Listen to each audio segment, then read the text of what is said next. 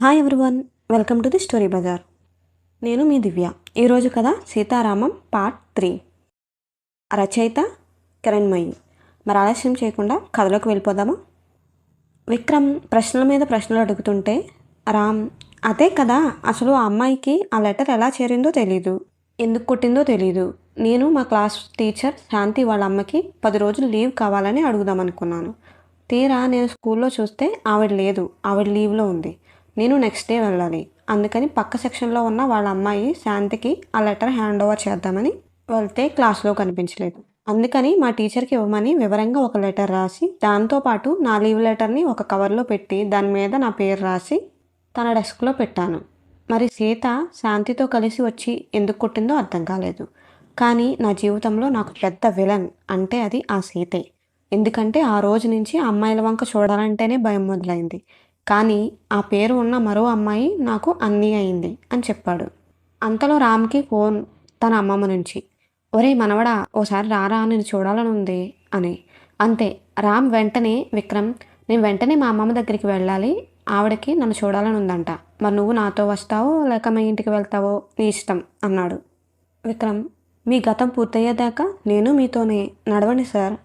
అందులో నాకు ఒక సస్పెన్స్ కూడా ఉంది, మీ లంచ్ బాక్స్ ఎవరు తిన్నారా అని అంటూ రామ్ వెనకాలే బయలుదేరాడు. ఇంతకీ మీ అందరికీ సీత ఎవరో, ఎందుకు ఇలా చేసిందో తెలుసుకోవాలని ఉంది కదా? అయితే బీ రెడీ. సీత శాంతికి ఫ్రెండ్, బెంచ్మేట్స్ కూడా. అసలు ఆ రోజు ఏం జరిగిందంటే, సీత క్లాస్మేట్ అరవింద్కి సీత మీద క్రష్. కానీ సీతకి అరవింద్తో మాట్లాడడం కూడా ఇష్టం లేదు. అందుకే ఆ రోజు రామ్ పెట్టిన కవర్ అరవింద్ చూశాడు. రామ్ వెళ్ళిపోయిన తర్వాత అది తీసి చదివిన తనకి ఒక ఐడియా వచ్చింది. తను సీతకి లవ్ లెటర్ రాసి ఆ కవర్లో ఉన్న లెటర్ మార్చేశాడు. శాంతి సీత ఇద్దరు క్లాస్కి వచ్చిన తర్వాత ఆ లెటర్ చదివి కవర్ మీద రామ్ పేరు చూసి అది రామ్ చేశాడు అనుకున్నారు. అందుకే సీత రామ్ని కొట్టింది. కానీ తర్వాత సీతకి నిజం తెలిసింది. చాలా గిల్టీగా ఫీల్ అయింది.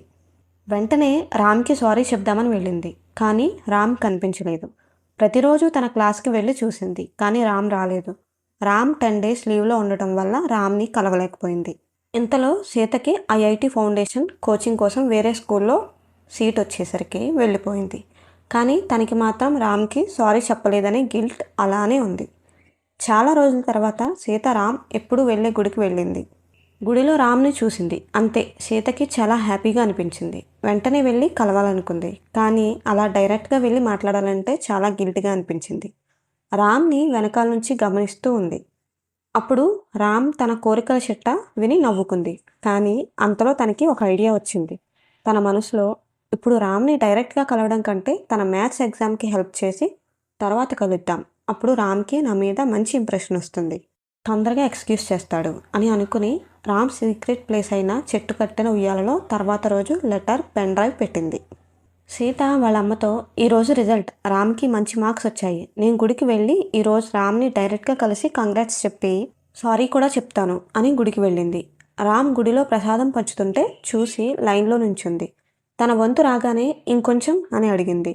కానీ రామ్ అలా తల ఎత్తకుండా ఉండి వాళ్ళమ్మ రామ్ని ఎవరో అమ్మాయి చెంప మీద కొట్టడం వల్ల అమ్మాయిని చూడడం మానేశాడు అని అనేసరికి అది తెలిసి ఇంకా తన గిల్ట్ ఎక్కువైంది.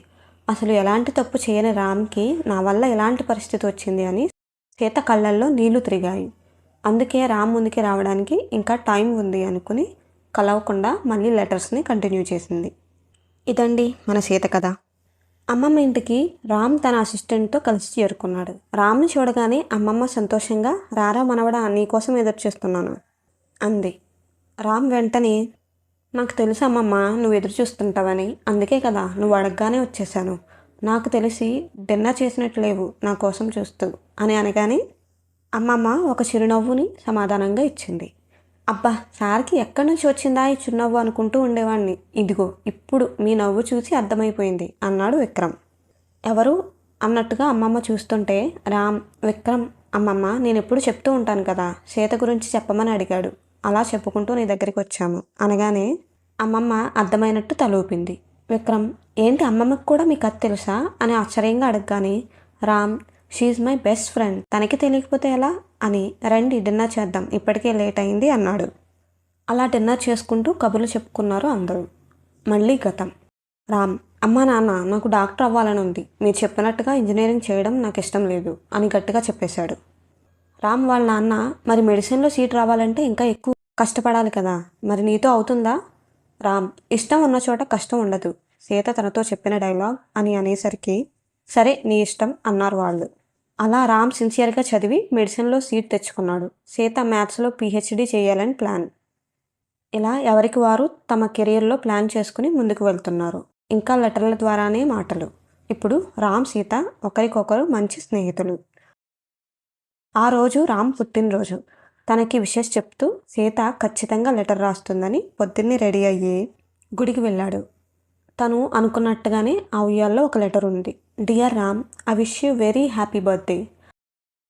నాకు తెలుసు నువ్వు ఇక్కడికి వచ్చి చూస్తావని. ఇంటి దగ్గర నీ కోసం ఒక సర్ప్రైజ్ ఎదురు చూస్తుంది, త్వరగా వెళ్ళి చూడు అని రాసింది. అంతే, వెంటనే పరుగు పెట్టాడు రామ్ ఇంటికి. ఇంటికి చేరగానే గుమ్మం ముందు ఒక చిన్న బుట్టలో ఒక చిన్న కుక్కపిల్ల ఉంది. అది ఎంత ముద్దుగా చూస్తుందో ఆ బుట్టలోంచి. అందులో, డియర్ రామ్, సర్ప్రైజ్ నచ్చిందా? ఎప్పుడో నువ్వు పెంచుకున్న కుక్కపిల్ల రూబీ నిన్ను వదిలి వెళ్ళిపోయిందని కోపంతో నీకు ఎంతో ఇష్టమైన కుక్కపిల్లలను పెంచడం మానేశావు. అంత కోపం ఎందుకు నీకు? కోపంతో మనకి ఇష్టమైనవి దూరంగా పెడితే ఎలా? ఈ రోజు నుంచి ఆ కోపాన్ని వదిలి ఇదిగో ఈ బుజ్జిదాన్ని చూసుకో. అలానే ఆ కుక్కపిల్ల పేరు రూబీ. నచ్చిందా అని రాసింది. రామ్ నచ్చిందనుకుంటూ తల ఊపుతూ ఆ కుక్కపిల్లను చేతుల్లోకి తీసుకుని దాని తల మీద నిమురుతూ రూబీ అని పిలిచాడు. అది ఏదో అర్థమైనట్టుగా కుయ్యి కుయ్యి అంటూ రామ్ చేతిని నాకుతూ ఉంది. రామ్ వాళ్ళ అమ్మ అక్కడికి వచ్చింది. రామ్ చేతిలో ఉన్న రూబీని చూసి, ఇదెక్కడిదిరా అని, నీకు కుక్కపిల్లలంటే కోపం కదా, మరి ఇది ఇప్పుడు అని అమ్మ అడిగే లోపల రామ్, కోపంతో మనకి ఇష్టమైనవి వదిలేస్తే ఎలా అమ్మా, మళ్ళీ సీత డైలాగ్ని అని, మళ్ళీ మన రూబీ మన దగ్గరికి వచ్చేసిందమ్మా అంటూ రూబీని తీసుకుని తన రూమ్కి వెళ్ళిపోయాడు. ఇదంతా చూసి ఆశ్చర్యపోవడం అమ్మ వంతయింది. మరి సీత రామ్ని కలిసిందా? వాళ్ళ ఫ్రెండ్షిప్ ప్రేమగా మారిందా? తెలుసుకోవాలంటే నెక్స్ట్ ఎపిసోడ్ వినాల్సిందే. కథ ఎలా అనిపించిందో కామెంట్ చేసి చెప్పండి. అండ్ కథ నచ్చితే లైక్ చేసి మన ఛానల్ని తప్పకుండా సబ్స్క్రైబ్ చేయండి. Thank you for listening.